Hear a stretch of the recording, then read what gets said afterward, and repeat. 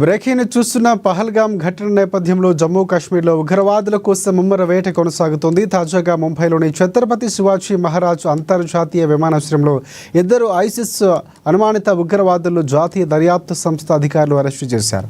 ఇండోనేషియాలోని Jakarta నుంచి భారత్కు వచ్చిన ఐసిస్ సభ్యులు అబ్దుల్ ఫయాజ్ షేక్ అలియాస్ డైఫర్వాలా అలాగే తల్హా ఖాన్లను అరెస్టు చేసినట్లు అధికారులు పేర్కొన్నారు. శుక్రవారం రాత్రి విమానాశ్రయంలోని టెర్మినల్ 2 వద్ద వీరు అనుమానాస్పదంగా తచ్చాడుతూ ఉండడంతో ఇమిగ్రేషన్ బ్యూరో అధికారులు అడ్డుకున్నారు.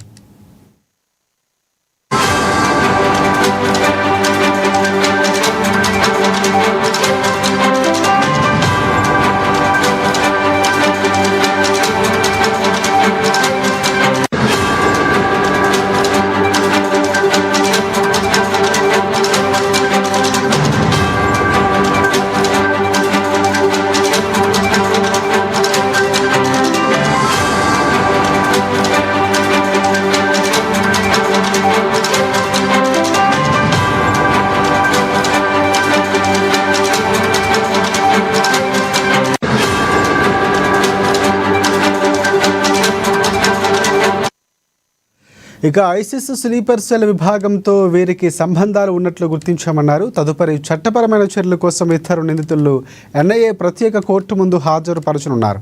2023లో మహారాష్ట్రలోని పూణేలో ఇంప్రూవైజ్డ్ ఎక్స్ప్లోజివ్ డివైసెస్ తయారీ పరీక్షలకు సంబంధించిన కేసులో స్థానిక పోలీసులు ఇప్పటికే వీరిని గాలిస్తున్నట్లు సమాచారం అందుతోంది. ఇక అప్పట్లో వీరు భారత్లో ఉన్న స్లీపర్ సెల్స్తో దేశంలో ఉగ్ర కుట్రలకు ప్రణాళికలు రచించినట్లు వెల్లడించారు.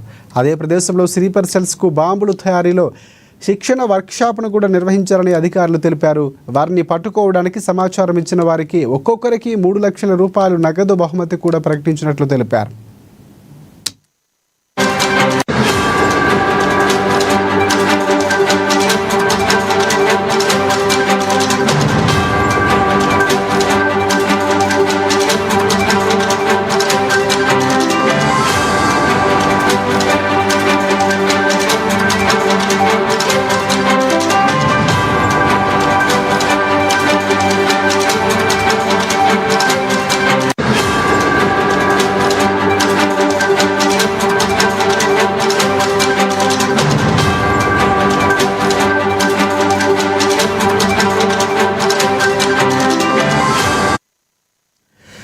రైట్, బ్రేకింగ్ చూస్తున్న పహల్గామ్ ఘటన నేపథ్యంలో జమ్మూ కాశ్మీర్లోని ఉగ్రవాదుల కోసం ముమ్మర వేట కొనసాగుతోంది. తాజాగా ముంబైలోని ఛత్రపతి శివాజీ మహారాజ్ అంతర్జాతీయ విమానాశ్రయంలో ఇద్దరు ఐసిస్ అనుమానిత ఉగ్రవాదులు జాతీయ దర్యాప్తు సంస్థ అధికారులు అరెస్టు చేశారు. ఇండోనేషియాలోని జకర్తా నుంచి భారత్కు వచ్చిన ఐసిస్ సభ్యులు అబ్దుల్ ఫయాజ్ షేక్ అలియాస్ డైఫర్వాలా అలాగే తల్హా ఖాన్లను అరెస్టు చేసినట్లు అధికారులు పేర్కొన్నారు. శుక్రవారం రాత్రి విమానాశ్రయంలోని టెర్మినల్ 2 వద్ద వీరు అనుమానాస్పదంగా తచ్చాడుతుండడంతో ఇమిగ్రేషన్ బ్యూరో అధికారులు అడ్డుకున్నారు. ఇక ఐసిస్ స్లీపర్ సెల్ విభాగంతో వీరికి సంబంధాలు ఉన్నట్లు గుర్తించామన్నారు. తదుపరి చట్టపరమైన చర్యల కోసం ఇద్దరు నిందితులను ఎన్ఐఏ ప్రత్యేక కోర్టు ముందు హాజరుపరచనున్నారు. 2023లో మహారాష్ట్రలోని పూణేలో ఇంప్రూవైజ్డ్ ఎక్స్ప్లోజివ్ డివైసెస్ తయారీ పరీక్షలకు సంబంధించిన కేసులో స్థానిక పోలీసులు ఇప్పటికే వీరిని గాలిస్తున్నట్లు సమాచారం. అప్పట్లో వీరు భారత్లో ఉన్న స్లీపర్ సెల్స్తో దేశంలో ఉగ్ర కుట్రలకు ప్రణాళికలు రచించినట్లు వెల్లడించారు. అదే ప్రదేశంలో స్లీపర్ సెల్స్కు బాంబు తయారీ శిక్షణ వర్క్షాప్ను నిర్వహించారని అధికారులు తెలిపారు.